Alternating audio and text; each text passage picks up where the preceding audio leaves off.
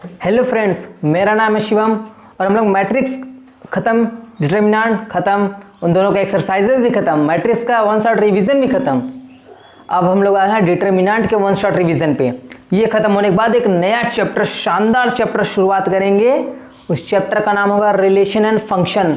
Class 12th की relation और function पढ़ेंगे। हम लोग क्लास 11th का रिलेशन फंक्शन ऑलरेडी कवर कर चुके हैं, तो 11th का जहाँ पे रिलेशन फंक्शन छूटता है वहाँ से 12th का रिलेशन फंक्शन स्टार्ट होता है। तो बहुत ज़्यादा बड़ा चैप्टर नहीं, छोटा चैप्टर है रिलेशन फंक्शन, जो 2 से 3 लेक्चर में मैं ख़त्म कर दूंगा। सिर्फ इसमें types of relation and function को डिस्कस करना है, तो वो तो बात की बात है। सबसे पहले हम वन शॉट रिवीजन और डिटरमिनेंट का एक बार ओवरव्यू सब कंप्लीट कर लेते हैं। तो यहाँ पे वही सारे चीज़ लिखे गए हैं जो मैंने आपको लेक्चर वाइज लेक्चर डिस्कस किए हैं। यहाँ पे डिटरमिनेंट क्या होता है, उसका नोटेशन कैसे होता है, डिटरमिनेंट को कैसे सॉल्व करते हैं वो, और उसकी प्रॉपर्टीज 6 प्रॉपर्टी मैंने आपको 2 वीडियोस में, आपको प्रॉपर्टी 1, 2, 3 एक वीडियो में, प्रॉपर्टी 4, 5, 6 एक वीडियो में करके दिया है। उसके बाद माइनर को फैक्टर का एक लेक्चर दिया है, एरिया ऑफ ट्रायंगल का एक दिया है, एडजॉइंट ऑफ ए मैट्रिक्स का दिया है, और इनवर्स उसका कैसे निकालते हैं उसमें दिया, और सिस्टम ऑफ लीनियर इक्वेशन का मैंने एक वीडियो आपको दिया है। तो इतने वीडियो मैंने बनाए हैं और आपको डिटेल में वो लेक्चर आपको यहीं में मिल जाएंगे, आपको मेरे चैनल पे, ये शिवम मैथमेटिक्स चैनल पे। तो ये मेरा हो गया। अब हम लोग एक बार सब रिवाइज कर लेते हैं। चलो भैया, डिटरमिनेंट क्या होता है? डिटरमिनेंट किसी स्क्वायर मैट्रिक्स का निकलता है। किसी स्क्वायर मैट्रिक्स का हमारा डिटरमिनेंट, डिटरमिनेंट एक पर्टिकुलर नंबर होता है जो किसी भी मैट्रिक्स से एसोसिएटेड होता है। अब देखो इसका नोटेशन कैसे होता है। मान लो कोई मैट्रिक्स ए है, हमें उसका डिटरमिनेंट निकालना, तो इस तरीके वर्टिकल 2 वर्टिकल लाइन लाके घुसेड़ देंगे इसमें, तो इसको बोलेंगे डिटरमिनेंट ऑफ ए। इसको इस तरीके से भी डिनोट करते हैं, डेट ऑफ ए, इस तरीके से भी लिखते हैं, इस तरीके से भी लिखते हैं। अगर कोई मैट्रिक्स है, मान लो कोई मैट्रिक्स ए है जिसमें 1, 2, 3, 4 एलिमेंट भरे हैं, तो इसको जब डिटरमिनेंट में डिनोट करना होगा तो 1, 2, 3, 4 इसको 2 वर्टिकल लाइन में डाल देंगे। अब कैसे सॉल्व करते हैं डिटरमिनेंट, हम बताए थे इसका मल्टीप्लाई इसमें करते हैं, यानी कि 1 × 4 करते हैं, फिर घटा देते हैं इसमें से इसमें, यानी कि 3 × 2 करते हैं और घटा देते हैं। जो भी आएगा ये आपका डिटरमिनेंट निकलेगा। 4 × 4 -6, यहाँ पे -2। डिटरमिनेंट निगेटिव हो सकता है, पॉजिटिव हो सकता है, 0 हो सकता है, फ्रैक्शनल हो सकता है, कुछ भी हो सकता है, इससे कोई फर्क नहीं पड़ता है कि डिटरमिनेंट हमारा रिजल्ट क्या आएगा। तो इस तरीके से इसको सॉल्व करते हैं। 3/3 का डिटरमिनेंट भी देख लीजिए आप, बहुत ईजी होता है। उसको कैसे सॉल्व करते हैं, आ जाओ, उसको मैंने आपको सॉल्व करना मैंने बहुत अच्छे से बताया, लेकिन फिर भी यहाँ पे एक बार देख ही लेते हैं कि 3/3 को कैसे हम सॉल्व करते हैं। चलिए, तो ये सब टॉपिक हम मिटा देते हैं। चलो, 3/3 का एक डिटरमिनेंट लेते हैं, उसको देखते हैं कैसे सॉल्व करते हैं। आ जाइए भैया, 1, 2, 1, 1, 3, 3, 1, 1 एंड 0। मान लो यहाँ पे 0 लेते हैं, यहाँ पे 0 लेते हैं, थोड़ा आसान हो जाएगा कैलकुलेशन, इसलिए हम ऐसे ले ले रहे हैं। मान लो कोई डिटरमिनेंट ए, हमें ये निकालना है ना।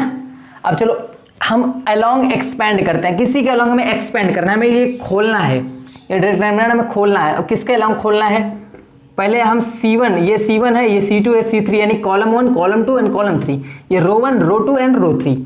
ठीक, ये हमारा 3/3, यानी कि हमारा, हमें तो पता है ये कि हमारा स्क्वायर मैट्रिक्स होता है, तो स्क्वायर ही इसका मैट्रिक्स का ही डिटरमिनेंट डिफाइंड होता है।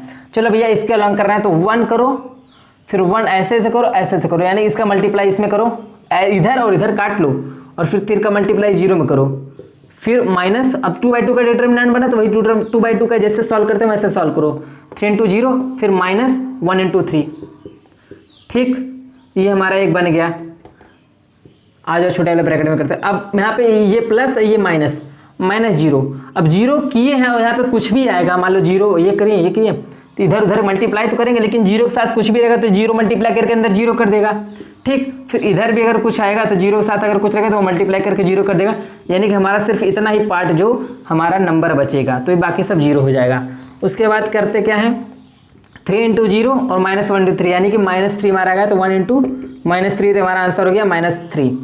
आपको एक बात बता दूं, जिस रो या फिर कॉलम में आपको ज़्यादा से ज़्यादा 0 दिख जाए, उसी के अलोंग आप खोल दोगे तो आपका जो कैलकुलेशन है वो तो मस्त ईजी हो जाएगा, मस्त, बहुत बहुत ईजी। देखो इतने में हो गया। अगर इसके अलोंग खोले तो पूरा खोलना पड़ता, मल्टीप्लाई करते फिर भी निकल के यही आता। किसी के भी अलॉन्ग आप करिए आंसर सेम आएगा। अब सेकंड देखते हैं प्रॉपर्टीज ऑफ ए डिटर्मिनेंट। अब डिटर्मिनेंट मान लो ये तो छोटा था, मान लो अगर बड़ा बड़ा आ गया कैलकुलेशन, जैसे x square y square z square इस टाइप का आ गया, तो मैंने एक्सरसाइज 4.1 एंड 4.2 का एक लेक्चर बनाया है जिसमें 4.2 में जितनी भी प्रॉपर्टी सबको यूज करके क्वेश्चंस को सॉल्व कराया है। तो एक्सरसाइज 4.1 और 4.2 जरूर देखना एनसीईआरटी सॉल्यूशन डिटर्मिनेंट का, ताकि आपको प्रॉपर्टीज यूज करना आ जाए। अब मैंने एक एक करके यहाँ पे सिर्फ इस वीडियो में सिर्फ कॉन्सेप्ट आपको मैं बताऊंगा। पहली प्रॉपर्टी इंटरचेंज रो और कॉलम बाई नेगेटिव साइन। मतलब कोई भी आपका ये लिखा गया है ए बी सी डी, ठीक, अगर ये है इसको रो कॉलम के हम आपस में इंटरचेंज कर सकते हैं। मान लो ये रो को ऊपर ले जाओ यानी कि सी डी और ए बी, ये आपका बन गया, लेकिन इसके साथ एक नेगेटिव साइन आ जाएगा। तो ये जो डिटर्मिनेंट होगा, ये डिटर्मिनेंट 1 मानो, इसको डिटर्मिनेंट 2 मानो, जो यहाँ पे डिटर्मिनेंट 1 होगा वो नेगेटिव ऑफ डिटर्मिनेंट 2 के बराबर होगा। तो ये पहली प्रॉपर्टी थी, ठीक। दूसरी प्रॉपर्टी क्या है, डिटर्मिनेंट ऑफ ए बराबर डिटर्मिनेंट ऑफ ए ट्रांसपोज। मान लो कोई मैट्रिक्स दिया गया है ए 1 2 एंड 2 3, ठीक, इसका डिटर्मिनेंट आप निकालो या फिर इस मैट्रिक्स का ट्रांसपोज कर दो। इसका मैट्रिक्स का ट्रांसपोज 1 2 2 3 होगा, ठीक, या फिर इसका डिटर्मिनेंट निकालो, ये दोनों सेम आएगा, ठीक, ये दोनों सेम आएगा। हमारी प्रॉपर्टी सिर्फ दूसरी यही है। तीसरी प्रॉपर्टी हमारी क्या है, तीसरी property we can split addition into 2 parts. मान लो ऐसे कोई दिया है 2 3 + 4 5 3 + 7, अगर ऐसे कोई डिटर्मिनेंट दिया तो इसको हम 2 डिटर्मिनेंट में स्प्लिट कर मतलब तोड़ सकते हैं। एक को एक में रहने दो, फिर प्लस ये जो एडिशन वाला वो पार्ट अलग कर दो, 4 और 7 ये पार्ट अलग है। ये दोनों के डिटर्मिनेंट सॉल्व करेंगे तो ही एक आएगा और इसको सॉल्व करेंगे तो भी वही आएगा, ठीक। चलिए नेक्स्ट देखते हैं क्या है। 3 प्रॉपर्टी डिस्कस हो गई। चौथी property we can multiply by k in any row column. जैसे मैट्रिक्स था उसमें हम मल्टीप्लाई करते तो सब में जितने एलिमेंट थे सब में मल्टीप्लाई होता था, लेकिन ये डिटर्मिनेंट है 1 2 3 एंड 4। मान लो ये है, हम के से अगर मल्टीप्लाई कर रहे हैं तो किसी पर्टिकुलर रो या फिर कॉलम में ही मल्टीप्लाई होगा। मान लो हम C1 में मल्टीप्लाई करना चाहते हैं, C1 में मल्टीप्लाई करें तो सिर्फ C1 में मल्टीप्लाई होगा, सब में मल्टीप्लाई नहीं होगा एक साथ। तो ये इसके डिटर्मिनेंट की एक सिंपल सी प्रॉपर्टी है। मान लो अगर हम R1 में करना चाहते हैं तो K × 2K 3 4 ऐसे लिखा रहेगा, ठीक। तो ये इस तरीके से हम कर सकते हैं इसको। जब क्वेश्चन सॉल्व करते रहेंगे तो ये प्रॉपर्टीज लगाई जाती हैं। उसके बाद नेक्स्ट क्या करना है, ये देखो, आप किसी भी जैसे वो ऑपरेशन एलिमेंट्री ऑपरेशन नहीं लगाते थे उसी तरीके से इसमें भी ऑपरेशन लगा सकते हो। मान लो कोई डिटर्मिनेंट है, आ जाओ भैया, यहाँ पे ABCD है। अब ये तो मैट्रिक्स है, अगर हम डिटर्मिनेंट की बात करेंगे तो 2 वर्टिकल लाइन खींच देंगे तुरंत, ठीक। ये हमारा डिटर्मिनेंट हो गया। तो यहाँ पे C है।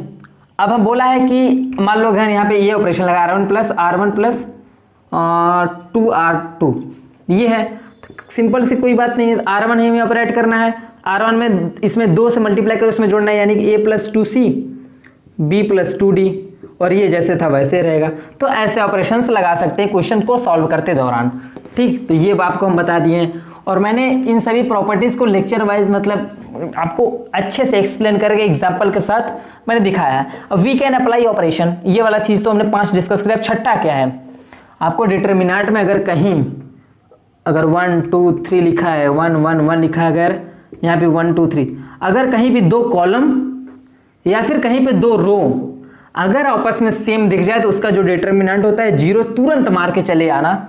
और ये कंपटीशन वगैरह में ज़्यादातर पूछता है, कंपटीशन में खूब बड़े बड़े दे देगा, बड़ा बड़ा खूब दे देगा मैट्रिक्स एकदम 500 600 800 900, और कि कोई 2 रो या 2 कॉलम आपको इक्वल कर देगा और आंसर में 0 दिया रहेगा और बाकी सब ऑप्शन बड़े बड़े रहेंगे, तो आप कंफ्यूज हो जाएगा। सॉल्व करने को आप जरूरत नहीं, सिर्फ प्रॉपर्टी लगाओ, 0 तुरंत आंसर पाओ, ठीक। तो हमने सारी प्रॉपर्टी यहाँ पे डिस्कस कर दी है इसकी।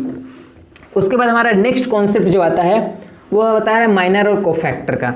किसी भी डिटर्मिनेंट का या फिर मैट्रिक्स का माइनर क्या होता है, कोफैक्टर क्या होता है। डिटर्मिनेंट का कोफैक्टर क्या होता है, डिटर्मिनेंट का माइनर क्या होता है। चलो भाई, कोई भी दिया है 2 3 4 एंड 5, इसका हमें माइनर निकालना है और कोफैक्टर। ये हमारा डिटर्मिनेंट दिया गया, मान लो डिटर्मिनेंट को डेल्टा से भी दिखाते हैं, इसको डेल्टा बोलते हैं, ठीक।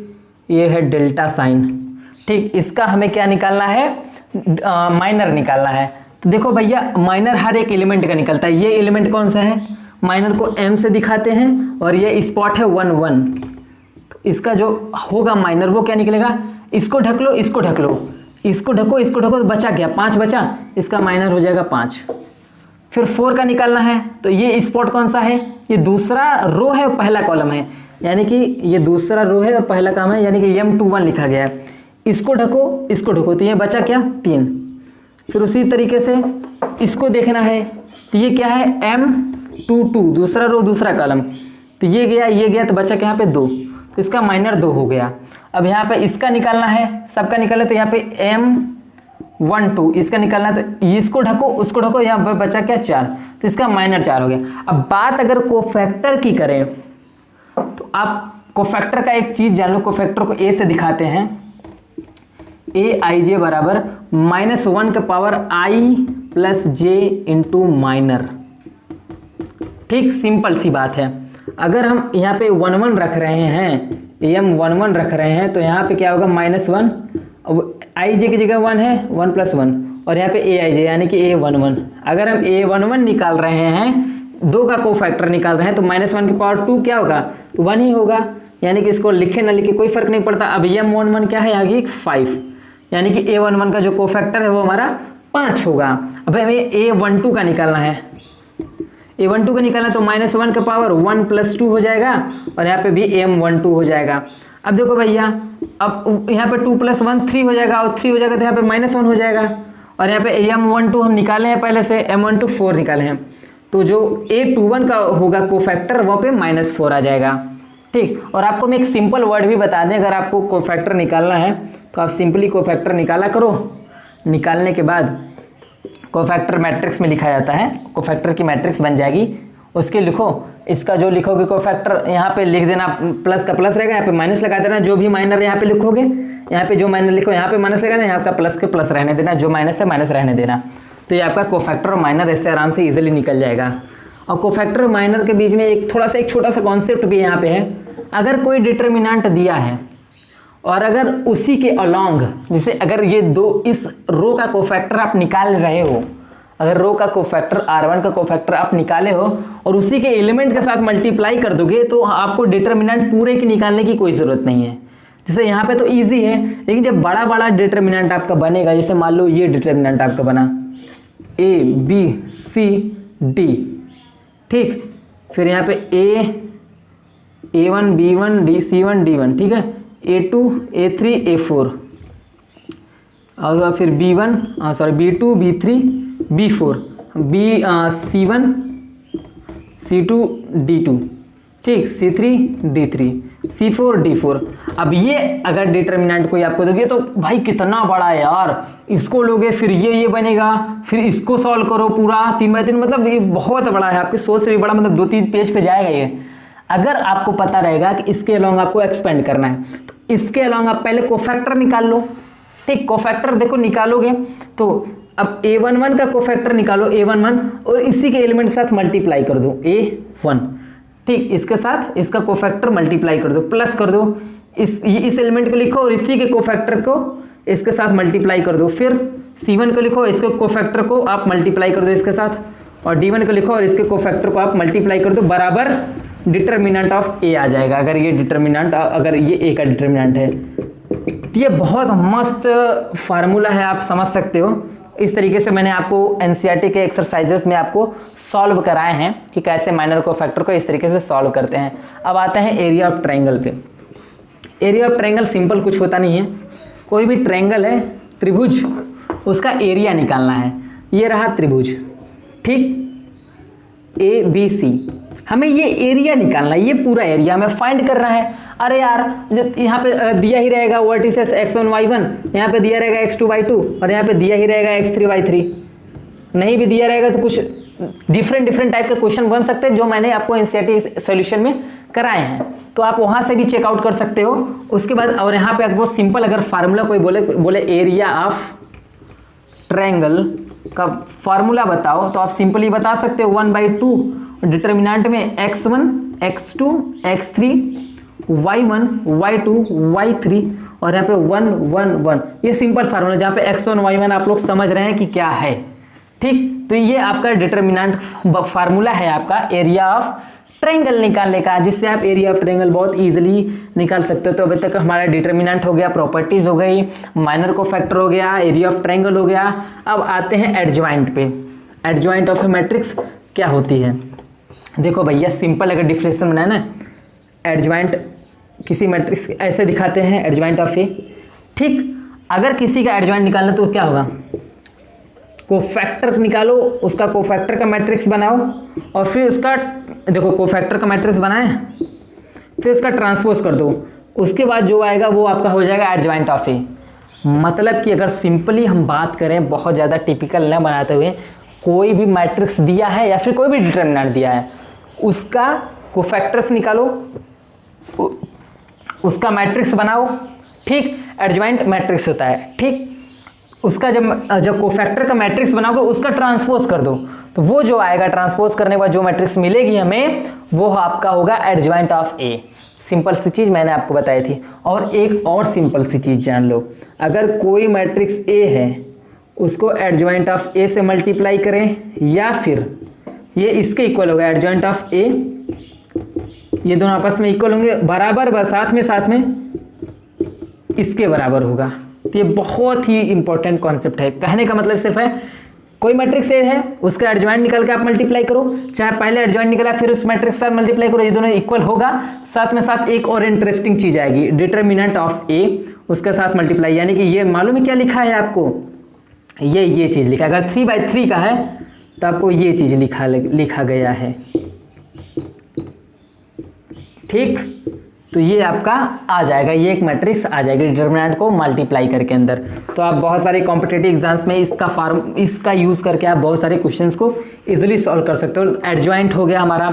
अब एडजॉइंट के मेथड से इन्वर्स कैसे? इन्वर्स हम किसी भी मैट्रिक्स का ऐसे दिखाते हैं, और अगर उसका डिटर्मिनेंट से अगर हम डिवाइड कर दें एडजॉइंट में, तो ये हमारा हो जाएगा ए इनवर्स। मतलब पहले एडजॉइंट निकालो। एडजॉइंट क्या होता है? कोफैक्टर का ट्रांसपोज करके हमारा एडजॉइंट निकलता है।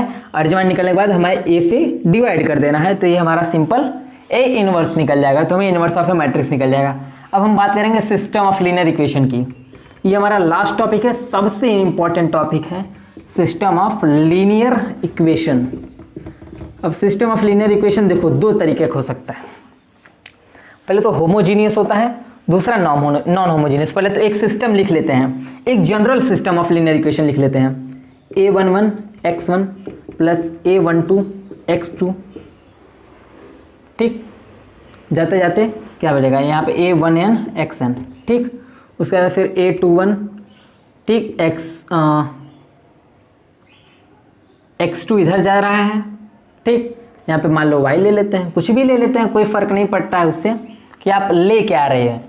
हमें जस्ट एक system of linear equation create करना है। तो यहाँ मान लो system of linear equation create हो गया MIN का। और अगर इसके बराबर, अगर इस इक्वेशन के बराबर 0 0 दिया गया है, अगर 0 0 दिया गया है तो ये हमारा homogeneous system of linear equation होगा। अगर यहाँ पे 0 0 के अलावा B1 B2 इस तरीके से दिया गया है, B3 और Bn इस तरीके से दिया गया है, तो ये आपका होगा non homogeneous system of linear equation. और हमें solution non homogeneous system of linear equation का पढ़ना है यहाँ पे। जैसे आपको हम यहाँ पे दिखा देते हैं ax1 by1 प्लस cz1 बराबर d1। ठीक, फिर यहाँ पे a1 है, b1 है, c1 है, d1 है। तो यहाँ पे a2 x2 b2 y2 plus c3 z3 बराबर d2। ये आपका एक सिस्टम ऑफ लीनियर इक्वेशन हमने बना दिया। ठीक है, 3 वेरिएबल है तो 3 मैट्रिक्स बने, मतलब 3 इक्वेशन मिले हमारे बनेंगे। ठीक, तो यहाँ पे c2 z2 रहेगा और यहाँ पे c3 z3 बराबर d3 रहेगा। अब देखो, इस जो भी x और y z के कोएफिशिएंट होते हैं उनकी अलग एक मैट्रिक्स बनती है, यानी कि हमें इस फॉर्म में लिखते हैं। इस फॉर्म में हम लिख सकते हैं, जहाँ पे a क्या है, ये है कोएफिशिएंट मैट्रिक्स, x क्या है वेरिएबल मैट्रिक्स, और b क्या है कांस्टेंट मैट्रिक्स। तो इसमें हम a1 b1 c1 a2 b2 b3 c2 c3, ये हमारा हो गया कोएफिशिएंट मैट्रिक्स। ये हमारा हो गया एक्स वाई एंड जेड, यानी कि x1 y2, मतलब यहाँ पे x1 y1 नहीं लिखेंगे, सिर्फ x y z हो गया। अगर देखा जाए तो ये हमारा वेरिएबल सब सेम होता है, तो इसको हम सेम कर लेते हैं, ठीक है। ये जो भी वेरिएबल होता है हमारा सेम होता है, तो एक्स वाई जेड हो गया। और यहाँ पे हमारा क्या होगा, D1 D2 एंड D3। तो ये हमारा सिस्टम ऑफ लीनियर इक्वेशन हो गया और ये हमारा एक मैट्रिक्स का फॉर्म बन गया। अब देखो सिस्टम ऑफ लीनियर इक्वेशन दो फॉर्म के होते हैं, एक कंसिस्टेंट एक इनकंसिस्टेंट। पहले कंसिस्टेंट कब होता है, इनकंसिस्टेंट कब होता है, जब हमारा कोई सिस्टम ऑफ लीनियर इक्वेशन हमें दिया होता है तो या तो उसका सोल्यूशन निकलेगा या तो सोल्यूशन नहीं निकलेगा, दो कंडीशन बनेगी। सोल्यूशन निकलता है तो कंसिस्टेंट है और सोल्यूशन नहीं निकलता है तो इनकंसिस्टेंट होगा। तो दो चीज़ बताते हैं हम। देखो सिस्टम ऑफ लीनियर इक्वेशन है, दो एक सीधा सीधा ग्राफ बनाते हैं, एक कंसिस्टेंट का, दूसरा इनकंसिस्टेंट का। अगर आपको सिस्टम ऑफ लीनियर इक्वेशन मिल जाए तो मैट्रिक्स फॉर्म में कैसे कन्वर्ट करते हैं वो आपको पता चल गया। उसके बाद आप सबसे पहले उसका डिटर्मिनेंट निकालो। कंसिस्टेंट होगा तो दो बात आएगी, एक यूनिक सोल्यूशन यानी कि एक्स वाई जेड जो भी रहेगा उसका सिर्फ एक ही वैल्यू, उसके बाद अलावा नहीं आएगा। दूसरा इनफाइनाइट वैल्यू आ सकती है एक्स वाई जेड की, ठीक, इनफाइनाइट वैल्यू आ सकती है, इनफाइनाइट मेनी सोल्यूशन हो सकता है। इनकंसिस्टेंट का मतलब होता है नो सोल्यूशन, यानी कि कोई भी ऐसा एक्स वाई एग्जिस्ट ही नहीं करता जो उस इक्वेशन को, उस सिस्टम ऑफ लीनियर इक्वेशन को सेटिस्फाई करे, तो ये चीज़ बन जाता है। अब यूनिक सोल्यूशन में सबसे पहले हम डिटर्मिनेंट निकालते हैं। अगर डिटर्मिनेंट नॉट इक्वल टू 0 आ गया तो सिंपल सा आपको ये यूनिक सोल्यूशन मिल जाएगा, ठीक। अगर डिटर्मिनेंट आपका 0 निकल गया तो आपकी ये दोनों कहानी बनेगी।